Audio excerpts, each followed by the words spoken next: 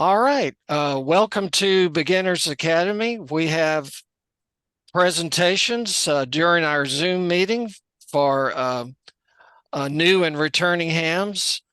Uh, Tonight, our presentation is about the upcoming Florida QSO party, which is this coming Saturday um, and Sunday. My name is Greg Lane. I'm N4KGL in Dothan, Alabama. So we'll move ahead here. I, as I mentioned, I happen to be in Dothan, Alabama, Southeast Alabama. But I have an interest in Florida since I have a home there also. But actually, everyone in the country should be interested in this weekend's Florida QSO party because the object is everyone works Florida, and then Florida works everyone. And so the goal is to activate all Florida counties so people can work all Florida counties. So it's an opportunity to have a lot of fun um, and keep the bands busy for the whole weekend. It is a pretty big deal, and of course the other states have QSO parties. Alabama will have their QSO party in July. So if you enjoy QSO parties, there's almost one every weekend. Not quite, but uh, so I'm going to run through some things to help prep you for the party. And there are 67 Florida counties, so uh, the uh, uh, the part of the fun is working as many Florida counties as you can, and uh, so this is the last Saturday of April, and there are two 10-hour operating periods separated by a 10-hour break. So you don't have to get on the radio for 48 hours. It's 20 hours, and starting, it would be like 11 o'clock Central Daylight Time, running for 10 hours. And that's on Saturday. And Sunday, it would be um, like 7 a.m. running for 10 hours. So there's different ways to participate. The majority of people are single operators. That doesn't mean they're like not married, but it's one operator, one radio, and that person does the operating and the logging of their contacts. And there's a distinction between single operator and single operator assisted. Single operator is not permitted to use basically their computer for different spotting networks and things. I'm not all those. I generally operate unassisted, in part because I don't know all the tricks about being assisted. So don't let that confuse you. Most people are going to be single operator. Maybe the very experienced people may be assisted or maybe not. But this activity can scale up to multiple operators at one station and multiple radios, and but the people really into contesting might operate that way, but most of the newcomers is just a single operator.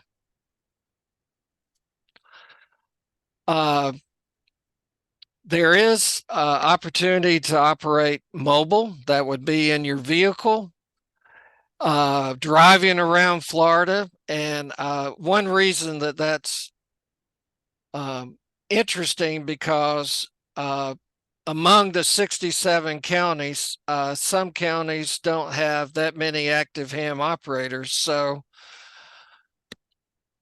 these mobile operators drive through the counties and make contacts in one county, and then they'll move on to another. And that gives people outside Florida more opportunity to get some of the counties that aren't so well represented. I've got a couple of pictures here. On the left is somebody's van with about 4 antennas on it, and that would be a mobile. And on the right is a picture from inside the van with 4 operators and 4 laptops. Well, one is driving. Hopefully, when he's driving, is not operating. But people really get into this, and the very savvy operators are the ones that volunteer to drive through the different counties during the weekend. They have fun doing that. So there are portable categories, and one is expedition, and I took advantage of that. I went to like the Florida Caverns State Park and operated from there, and that put me in the expedition category. And that's pretty rare because I think there were only 2 or 3 people who did that. But so I didn't, in my category, I didn't have a lot of competition, so I was able to have a high score in that category. It's possible for an expedition to move from one county to the other, but I just made it a weekend of camping and then operating on the radio. You can set up on a county line, and that will probably help your score. And I've never done that, but there's a lot of high achievers in ham radio. This was my setup at the Florida Caverns State Park, and I didn't operate inside the trailer, so I had a little shelter outside. And over on the right, I had a vertical antenna, and I had a good time. I enjoy operating outdoor, but the overwhelming majority will probably operate indoors in their air-conditioned shacks. So there are other categories: schools, university, college, high school. I'm not sure how the novice technician category works, but there is one. Well, if 10 meters open, Well, you do great. yes, you can operate 10 meters, and that's one of the technician privileges. That's right. There are special 1x1 call sign stations, and I've got more information on that later. But 1x1 call signs are available for special events. So they have a spelling bee. I'll go into that detail later. Okay. So QSO parties are a form of contesting, and some people take contesting very seriously, and some it's more for some it's more a casual thing. But the requirement when you're talking to another station is to exchange your signal report and location. And Florida stations are going to send a signal report, and their location will be their Florida county. So, and there are abbreviations for the counties. It's 3-letter abbreviations. Of course, Bay County will be BAY, but some of them aren't so obvious. So there's a counties list. And then the other stations in the U.S. send a signal report and their state. But I'll give you a little hint. In a contest, the signal report is always 5x9 or 599. So 559 on phone and 599. You could send a different signal report, but 59 is the best report. But just to simplify things, contesters just go with the best report. And Canadian operators are mentioned here. They'll send their province, and their provinces change all the time. I will say that it's not a huge deal, but in Canada, they've kind of evolved their areas. But anyway, if you're operating from Canada, you can check out and find the appropriate abbreviations. If a station is outside the United States, their exchange is what's called a DXCC prefix. And Puerto Rico is counted as a DX country. Now, I understand for newcomers, some of these things are a little new. There's lingo that I'm using here, so we'll be open for questions if you have any. But after you get involved with this, these things are going to become more familiar to you.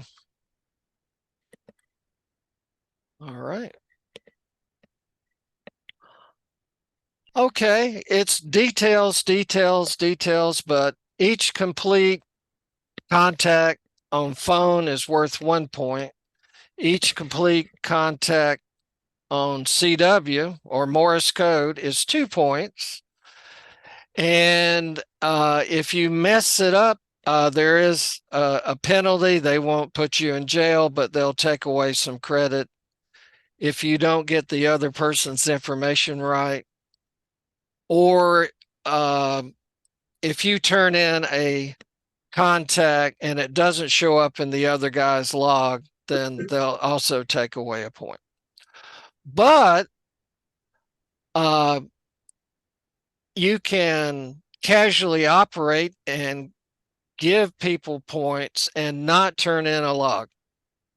They would love for you to turn in a log, but you don't absolutely have to participate.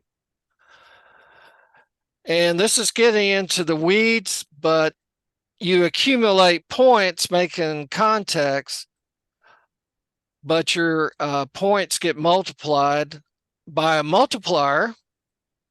And if you are in Florida, your multiplier is the number of states you work, Canadian provinces, and DX countries.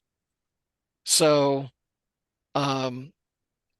what that does is it encourages you to move around on the bands and increase the number of places you've like increase the number of states. When you increase your multiplier, you're getting like your whole contact total. You you you get that added back in. So anyway, now if you're outside of Florida operating this, your multiplier is the counties in Florida. So the people taking this seriously are going to try to get every Florida county, and there's 67. Now, when I operated in Florida, I had a lot of fun working Florida stations, but they didn't increase my multiplier. So, but I had a lot of fun nevertheless. Now, the power you're using will qualify you for a power multiplier. Less than 5 watts is a multiplier of 3. I think that's pretty generous. If you're between 5 and 100 watts, your multiplier is 2. So be sure to operate 99 watts and not 100, because you don't get a multiplier for 100 watts. And so anyway, basically your QSO points times the multiplier, and then times the power multiplier. So the more you work, the more multipliers you get. It really boosts your score. And is the score important to everybody? No, but it actually makes it fun. There are suggested operating frequencies, but usually for these QSO parties, the band is just packed, and so these are just a guide. It is important to try to avoid those mobile windows. You see those listed, because they kind of want to clear their area out for those mobiles that are going through all those counties. A mobile, could go to 2 or 3 counties or 10 counties, or just as many as they can get to in a day. There is something else to make it fun. It's kind of a game, and that is this spelling bee. And there are a dozen stations, and they're the one by one calls, and the suffix of the third letter.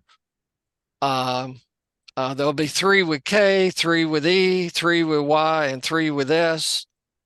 So you'll get, if you turn in a log and you work enough to spell the word keys, then you'll get some recognition.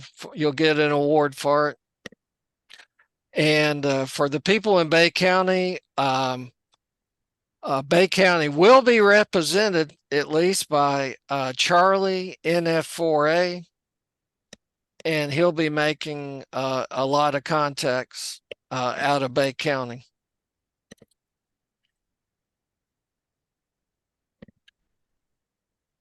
All right. Well,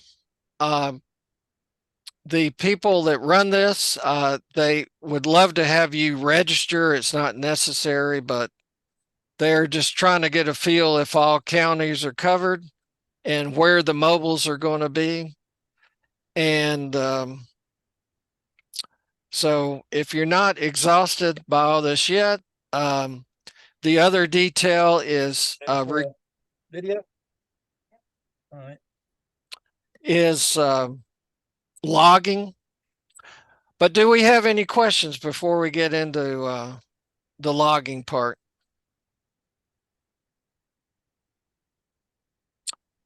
Okay, well, this is kind of dry material, but it's more fun on the air. Uh, so logging is not required, but if you really want to fully participate, then you need to record your contacts, and that's usually done with a computer program. And there are a number of computer programs that will do it, but I'm going to focus on the easiest one to use. And that's N3FJP. And let's see. All right. Well, if you download the program and run it on your computer, you'll get a screen like this. And during the contest where it says call RST, SPC is state, province, country. So, so if you work Connecticut, that will be CT. And there's a spot for putting in the Florida county. And actually, there's a received RST and a sent RST, but it will always be 59 or 599. And so anyway, you put in the info for a contact and hit return. It's going to go into your contact list. And the nice thing is the program keeps up with your information to calculate your score, your contacts, how many QSO points that comes to, and then the multipliers. So it figures all that out as you're going along, and it gives you a total score. It will also show what states and what counties you've worked. So this was my log when I was in Hamilton County, which maybe was a couple years ago, or maybe it was last year. But nevertheless, this program is easy to install, and the part that sometimes is tricky is getting it to talk to your radio. And that's usually via a USB cable and what they call cat control. So, well, anyway, as long as I've been in ham radio, sometimes I get tripped up. So it's a good idea to get this program talking to your radio 2 or 3 days before the contest, and because sometimes it's a process of if it doesn't work, you just have to fiddle around with the settings till you get it to work. So I don't want to discourage you, but sometimes it works just right off. So that's good. All right. Well, we're almost done here. I was going to give you the details about N3FJP. It's not free, but the prices are reasonable. If you just want the Florida QSO Party contest log, it's $8.99, $8.99. But there are many contests in ham radio, and there's N3FJP has log programs for almost all of them. And for $59.99, you can get a key that will let you download any one that you want. it is important if you're going to operate in Florida to download the Florida in-state version. If you're outside of Florida, you would get the out-of-state version. So, Chris, did you have any comments about N3FJP software? No, I think it's a great one. I use a more complicated one, but I think this one's got a much easier learning curve. It's probably worth the $9. And also, I wasn't I was busy doing something a minute ago. Did you mention, Greg? You can also paper log. You can write it down on a piece of paper, especially if you're not submitting a log, and just keep Well, it yeah. in your Now, home radio actually, drawer. That's an option too. I would look in the contest rules, which are online, to see if they'll accept paper if you want to turn that in. But so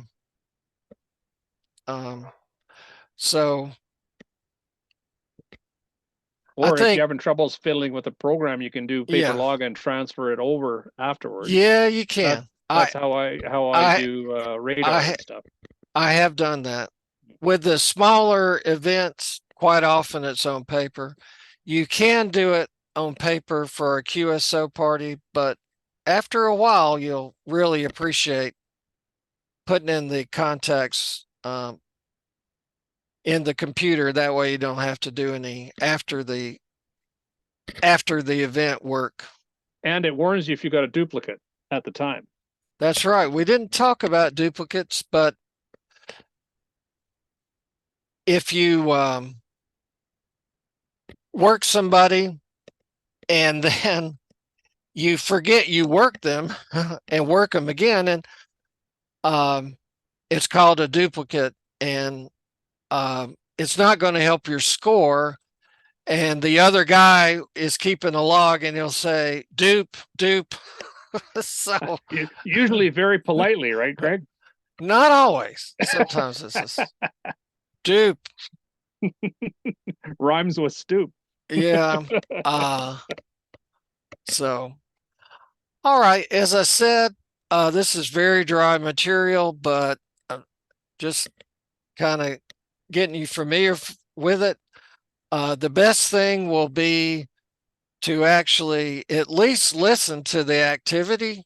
And I didn't mention that the bands are 40, 20, 15, and 10 meter bands. You don't have to worry about 80 meters or any of the WARC bands.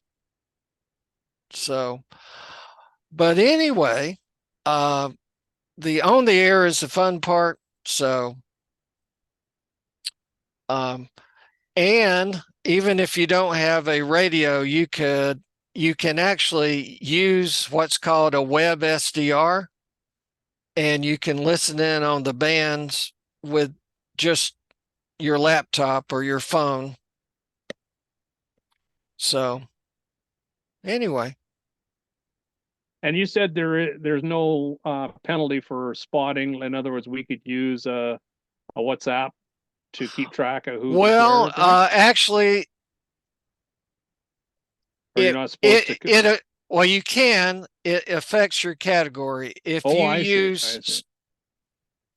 use any spotting method. You'll be in a category Assisted. assisted, which is different than assisted living. But anyway, generally for these things, I go unassisted. But anyway, they want to know because being assisted by all this technology is an advantage. So they'll put you in a single operated assisted category. So what they don't like is people that are using assisted and don't admit it. They don't like that. So, they want it to be fair. So why did I bring all this up? Well, I just want to remind the folks in Florida and so forth that you can represent Florida on the air. and your county in the Florida QSO party. And even us folks in Alabama can work, you know, Florida stations. And so if you like, work as many Florida stations as you can and get as many counties in Florida as you can. So have fun.